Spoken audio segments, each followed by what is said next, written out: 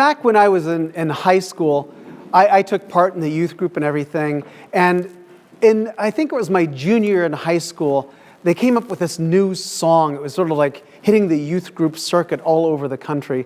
And it was really popular up through when I was in college and belonged to the Canterbury Club. It was a wonderful song. You will not find it in your hymnals.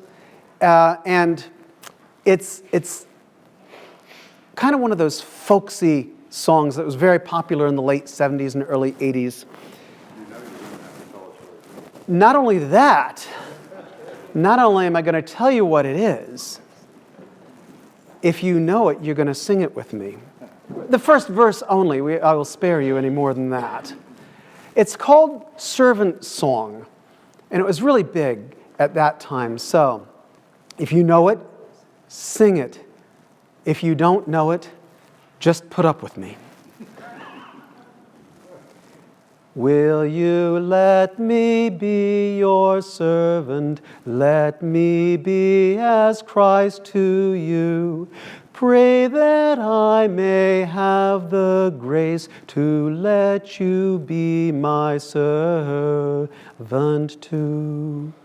Lost the breath there at the end. But that's the beginning of the song. And I loved that song. It just had all the wonderful servanthood and everything. Now, you may ask, why am I bringing it up right now? And the answer is, in part, if you haven't been watching TV, this is the debate season. And if you watch any of these debates, inevitably, all those politicians are up there, and they are all going to say that they are only in this to be your servants, so that they can serve you, to serve the country. That's one thing that sort of reminds me of this servanthood thing. And there's another one. If you are a parent these days, and by that I mean a parent of somebody who is 20 or under, you might be familiar with the concept of putting in community hours, community service, the service project. We certainly have experienced our share of that. There's nothing to make you think that life is endless like an Eagle Scout project. But even so, the kids in the high school, they have all these service projects, the community service hours. It's wonderful stuff. I have kids, sometimes they'll come to me and say, you got a project, I need to put in hours. Now, these two moments of service, the politician's service and these community service hours, in a way, service is a great thing. But I look at the politicians, and I think they probably have to say they are here to serve, because it would be politically incorrect to say, I want power, elect me. But in a way, maybe that's what they want, power. And there are some politicians who go in because they truly want to serve. But one of the things that they discover is, after a while, the ones they're serving are the ones who can keep them in. Their supporters, their base. The base is sort of the common phrase these days. You got to serve the base. So the folks that they serve in reality is a very small number, or at least a small percentage. And it turns into being something that is self-serving. You're doing all this so you can stay in office. Now, looking at the high school and college service, which, by the way, I think is a great thing to teach people how to serve beyond themselves. But even there is a risk. There's a risk in doing anything that's worthwhile, but here's one of the risks of this. Often, if kids come to me and ask if there's a service project or if there's hours that they can put in, they say, I've got to do this so I can get into a good college. It's for my resume. Or I'm required to do it because they're making me do it, And what they're saying is, I'm jumping through the hoops, or I'm doing it to advance. So there is the danger, in this great thing, there is this danger of it also being self-serving. service is a real tricky thing in our world, and it always has been. I was talking to one person about how it just sort of makes you feel good to do something for somebody, and they said, well, yeah, well, see, you're just doing it for yourself then. It's self-serving because you get a good feeling, so it's just for you. This has always been a fraught issue. How do we serve, and what does that mean? And if you look at the gospel today, it's still a fraught issue.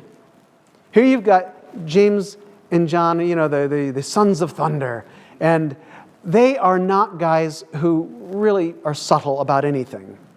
So they go up to Jesus, at least in Mark's gospel, they go up to Jesus and they say, Jesus, we want you to do anything we want for you. Jesus wisely says, yeah, what? What do you want me to do for you?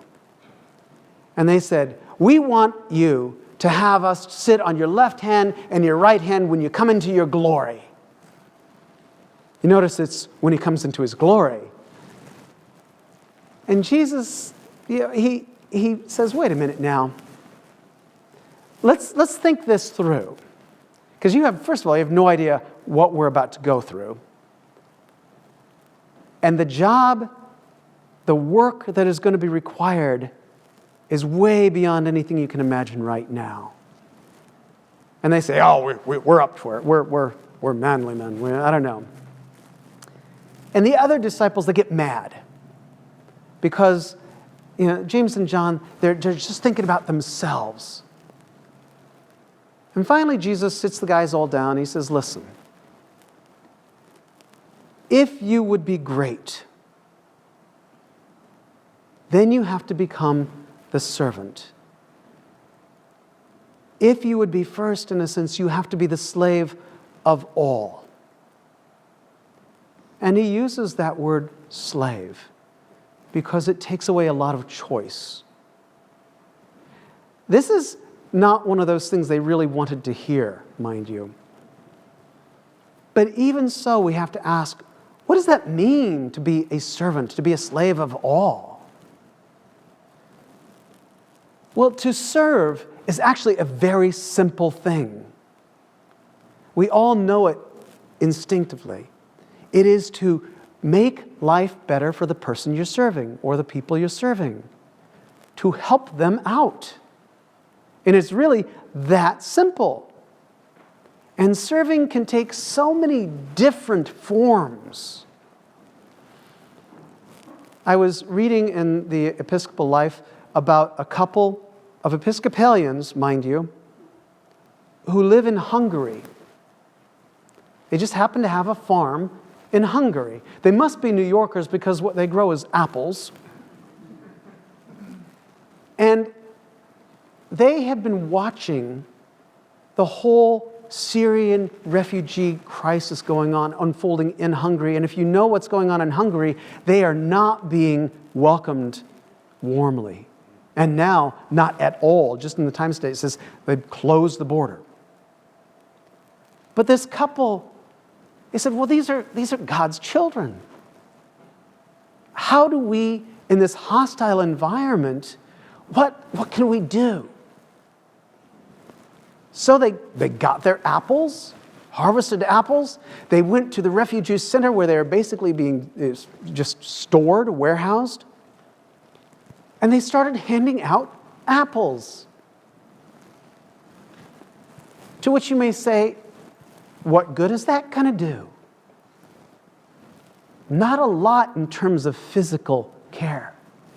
But they had these two people who smiled and said, we're just glad you're here and we'd like to help you. What can we do? That's it. Just apples. That's a pretty cool thing. But you don't have to travel to Hungary. There is all sorts of service and servanthood ministry. You can feed the hungry. Here, you can clothe the naked. There's a box in the parish house for coats. If you got a spare coat, put it in there. for people who don't have one. Go work at the food pantry. Read with the kids for reading adventures. Service doesn't have to be very public, by the way. I don't know if you noticed that when you came in here, the altar was all set up. The flowers were up there. I didn't do that. People don't trust me with flowers. People who come here every week and sort of work in that little room back there, hidden away, make worship possible for us. It's service. That is the servanthood ministry. It's anonymous. It's quiet. But it helps us all worship. Service can be standing up to an injustice.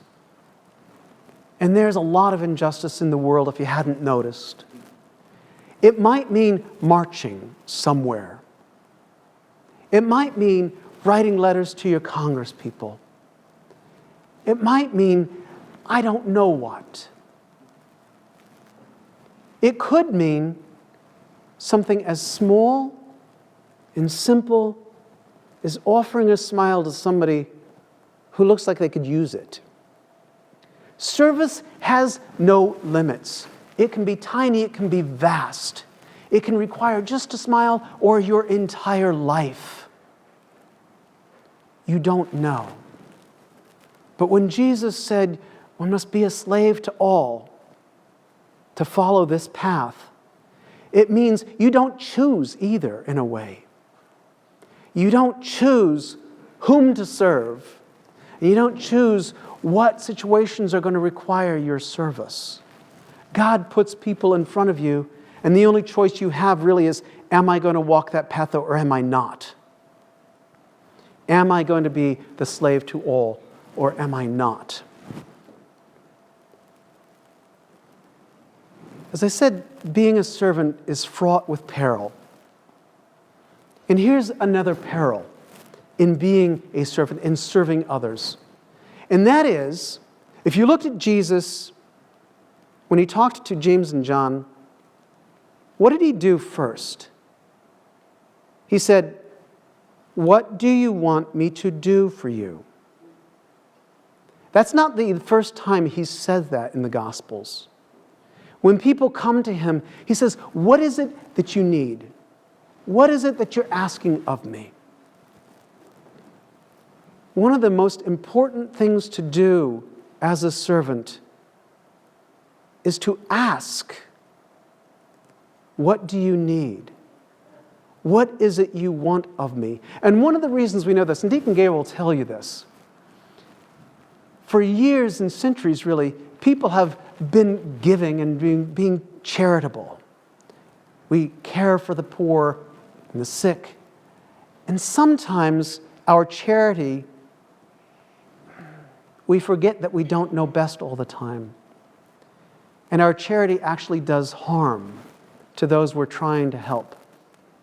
We go in there, we sort of go in there and say, I know what you need, and we give them, we plow money and we plow resources in, and it's exactly the opposite of what they need. Bless you. When what they need maybe is training or a microloan or who knows what. You won't know unless you ask.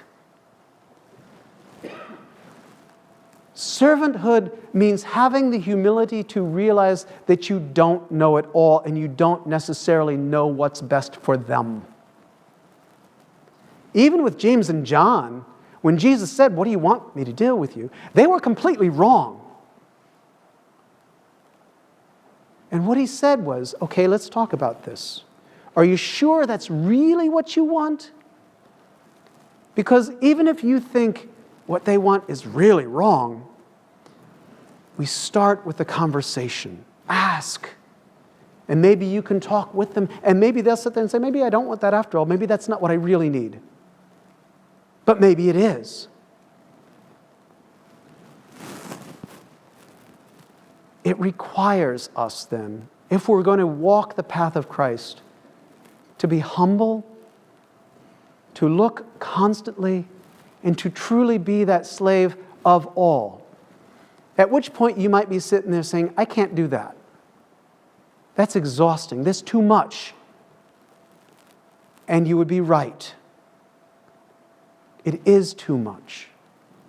It's far more than any of us can do.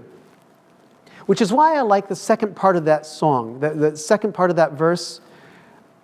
Pray that I may have the grace to let you be my servant too. Every single one of us needs the service of others. There is nobody who can do it all by themselves. And I see some people who are incredibly stubborn, not necessarily right here, but in my life. I see some people who are incredibly stubborn, and they say, I don't need help. I can do it by myself. And you know that it may not be the best or the safest thing. Sometimes we have to acknowledge that we need help, because there is no human being alive who does not need help. And sometimes, by your allowing others to serve you, you are giving them the chance to walk the path of following Christ that they have chosen. So your allowing others to serve you is, in fact, service. So let me be your servant, and pray that I may have the grace to let you be my servant too. Amen.